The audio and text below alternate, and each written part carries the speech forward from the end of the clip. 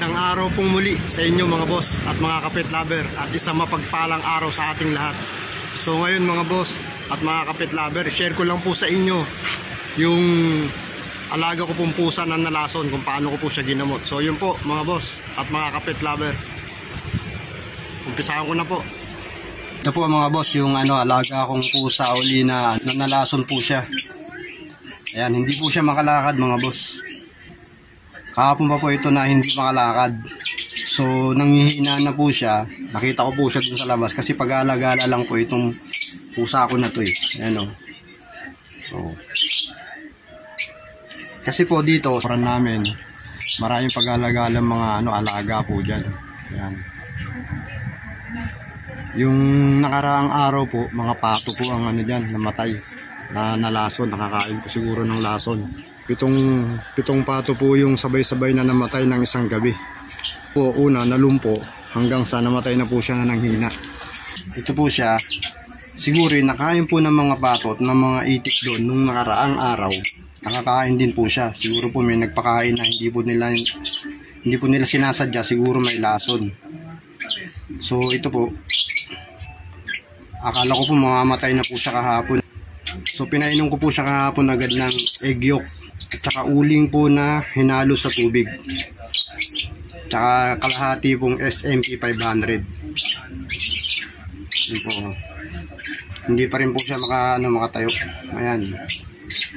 Itong pusa ko na to, ayaw po nang nakakulong. Pero ngayon, gusto niya po dyan na mag-stay ngayon kasi hindi nga po siya makalakad.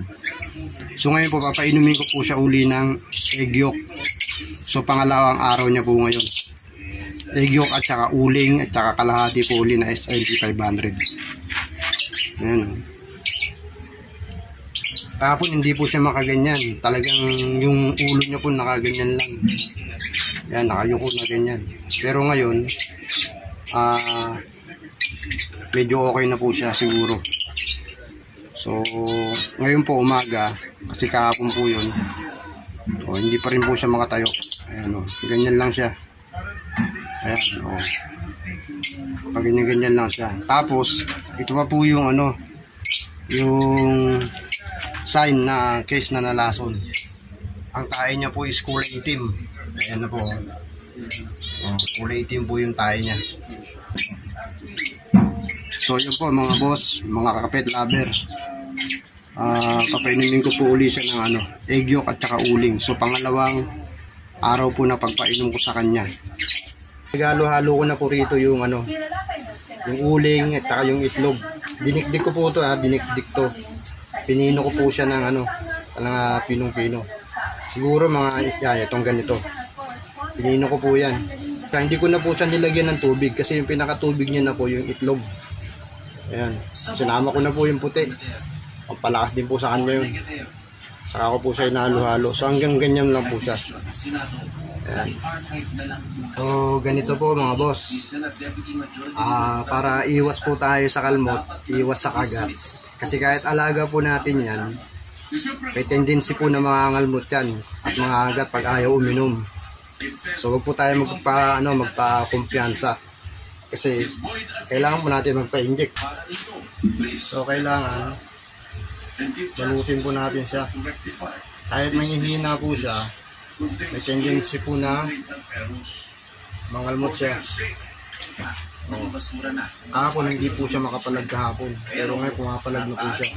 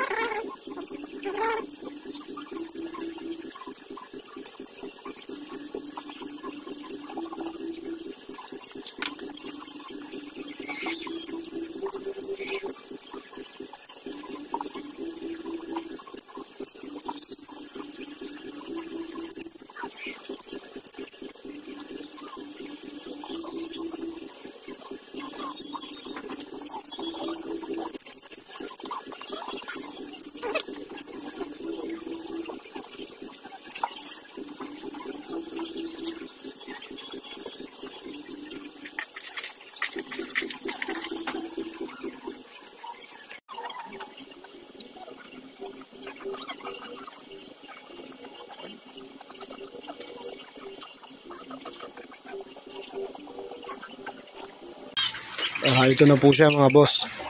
Pang-apat na araw niya po ngayon. Medyo malakas na po siya. Ayan o. Nakakatayo na yung ano niya, yung harap niya na paa. Natatayo niya na ng maayos. Sana magtuloy-tuloy na po yung ano niya, paggaling niya. So, yun po.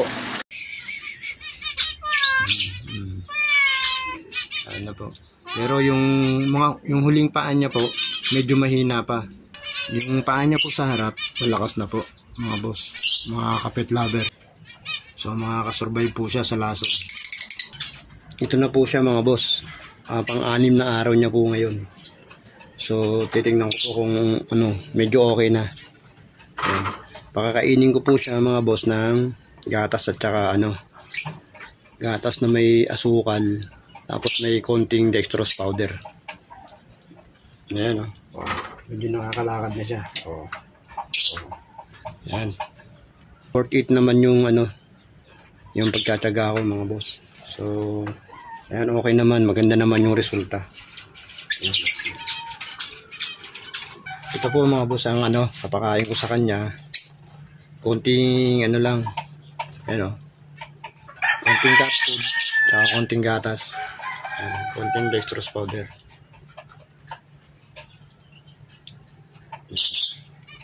So, salwaluin natin. Tinantya ko lang po yung ano, dextrose powder. So, ayan. Tingnan ko po. Tingnan ko po kung lalapitan niya. Okay naman.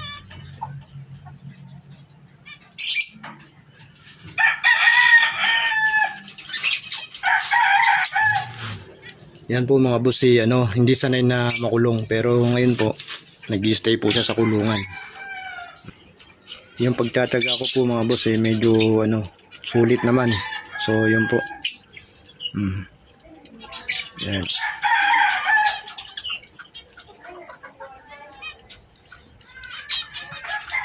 Pang-anim po na araw niya ngayon mga boss. Yung mga pato po na ano, kasabay niya, lahat po patay po yun. Tsaka pagtapos niya pong kumain mga boss, ay papainumin ko po siya ng amoxicillin. Yan. Ang amoxicillin po na pinapainom ko sa kanya is once a day lang po. Ito na po mga boss. Itong amoxicillin po na ito mga boss, nabibili po ito sa poultry supply. Ito 6 pesos po ang isa. So kaya ko po siya pinapainom ng amoxicillin kasi baka may na-damage po na intestine niya.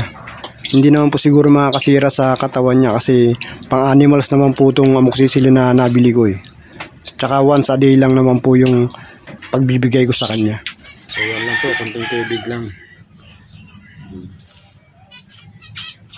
Tapos yun.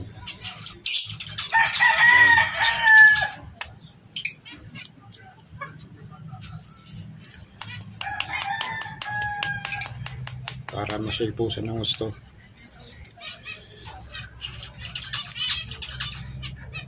Yan po. Yan. Shake lang po, shake.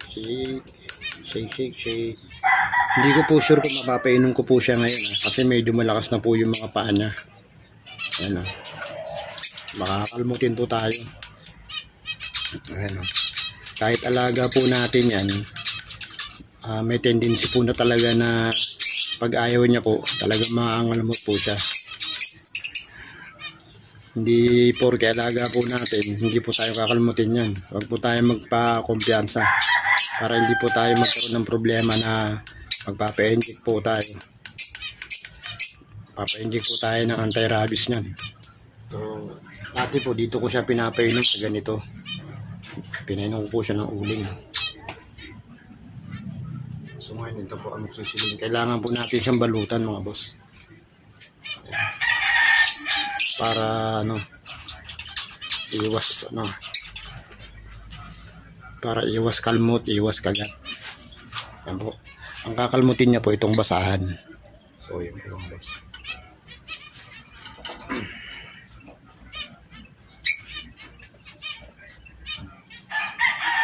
Malakas na po siya. Mukhang hindi ko na po siya mapapainom.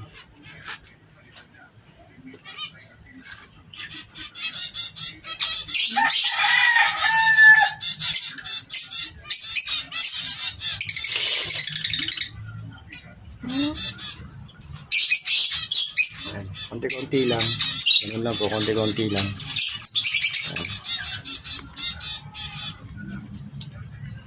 Yan, ganun lang po, konti-konti lang.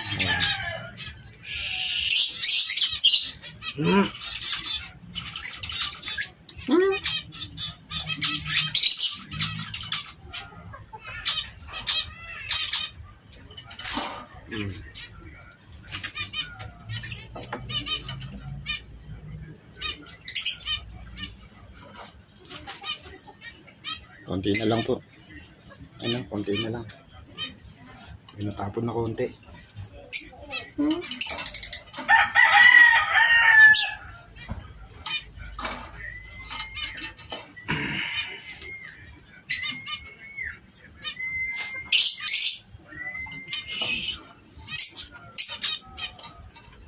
Ito mga boss, pang isang linggo niya po mga boss. Ayan. Malakas na po siya, pero hindi pa siya nakakatalon. Ayan. Oh. Nakakalakad na siya ng maayos. Mga boss, malakas na. Yung unang araw niya po mga boss, kalahating SMP 500, tapos egg yolk, tapos uling. Yun po, yung tatlo na yan magkakasama. Tapos hapon, ganun din po hapon. Yan po.